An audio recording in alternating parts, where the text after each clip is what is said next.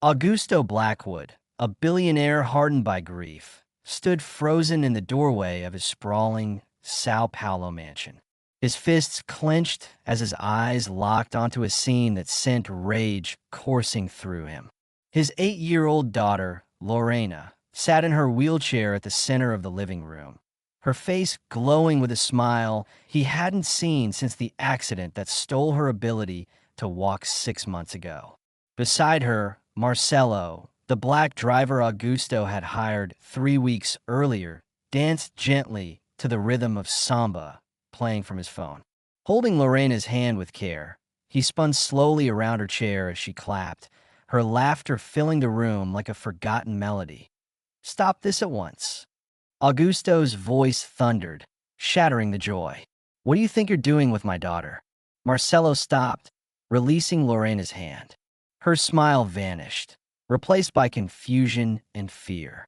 "Senor Augusto, I can't explain," he said calmly, raising his hands in peace. "Explain?" Augusto spat, storming forward. "You're a driver, not some performer." He gestured at the phone, still playing music. "Turn that off. Now." Marcelo silenced the music, and a suffocating quiet fell. Lorena's soft sobs broke the silence. "Hi, please," she whispered, her voice trembling. "Marcelo was teaching me to dance like other kids." Augusto's heart twisted, but his anger flared. "You can't dance, Lorena. You're in a wheelchair. The sooner you accept that, the better." The words cut deeper than he intended, and he saw the hurt in her eyes. Marcelo's gaze held something else. Not anger, but a quiet understanding that unsettled Augusto. "Senor, may we speak privately?" Marcelo asked, his voice steady, carrying a faint accent Augusto hadn't noticed before. "There's nothing to discuss," Augusto snapped. "You're fired. Get your things." Marcelo nodded, but before leaving, he knelt by Lorena. "Remember what we said about butterflies, pequeña. Some fly differently, but they still fly." His words lingered as he walked out, his calm demeanor unnerving Augusto. Why wasn't he begging for his job? Lorena's tears didn't stop. "Why did you send him away?" she sobbed. "He made me feel normal again." Augusto knelt beside her, but his attempts at comfort felt hollow. For 6 months, he'd hired the best specialists money could buy, yet none had brought back her smile. Until Marcelo point 3 days later, the mansion felt colder, emptier. Lorena refused to leave her room, rejected meals, and cried at the sound of cars, hoping Marcelo would return.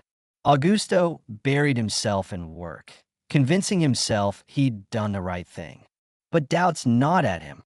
Why had Marcelo seemed so unbothered by the firing? Why had Lorena connected with him so deeply? His assistant, Bruno, approached with a tablet. "Senor, I checked on Marcelo. He's not just a driver. He has a PhD in neuroscience from the Sorbonne, speaks 4 languages, and worked with disabled children in European hospitals." Augusto's stomach dropped. "Why wasn't I told this?" "You didn't ask for a full background check, senor. You said you needed a driver." That afternoon, Augusto found Lorena whispering to herself about butterflies. "Marcelo said some fly different, like me," she said, her voice barely audible. In the garage, Augusto found a leather folder Marcelo had left behind. Inside were detailed notes on Lorena's condition, music therapy plans, and medical articles on pediatric paralysis. At the bottom, a faded photo stopped his heart.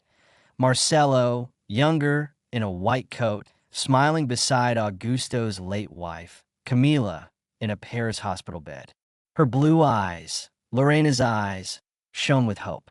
On the back, in French, Dr. Marcelo Silva, pediatric neurological trauma specialist. Camila Blackwood's treatment. 6 years ago, Augusto's hands trembled. Marcelo had treated Camila. He wasn't a random driver. He'd known their family. The realization hit like a tidal wave. Augusto's prejudice had blinded him. He'd humiliated a man who might be Lorena's only hope. Desperate, Augusto called Marcelo. Why didn't you tell me who you were? Marcello's voice was calm. Men like you don't hire ex-doctors to drive cars. Lorena needed me close, without suspicion. You knew Camila? Augusto's voice cracked. Camila came to me before the accident. She knew Lorena might face paralysis due to a genetic risk. She made me promise to help if it happened. Augusto found Camila's will, buried in files he'd ignored.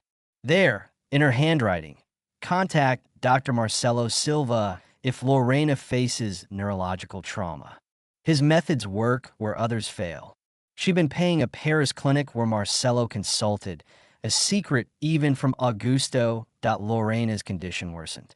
She stopped eating, developed a fever, and refused therapy. She's lost her will to live, the pediatrician warned. Breaking her bond with Marcelo may have triggered this. Augusto drove to Marcelo's modest apartment, clutching the investigation report.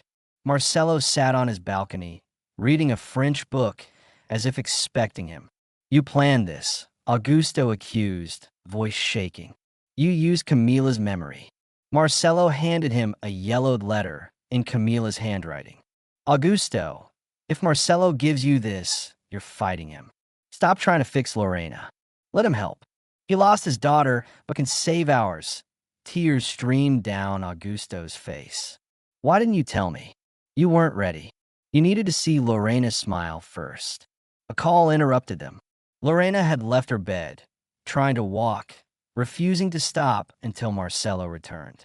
At the mansion, Augusto found her in the hallway, tears streaming as she dragged herself forward. I have to show Marcelo. I didn't give up, she sobbed. Marcelo knelt beside her. I always knew you could, little butterfly. He looked at Augusto. I'll return, not as your driver, but as Lorena's doctor. And you owe her an apology. Augusto's voice broke. Marcelo, I was wrong. My prejudice, my arrogance. I almost destroyed my daughter's hope. Please come back. Not as an employee, but as the man Camila trusted. Marcelo's Milet. Promise me one thing.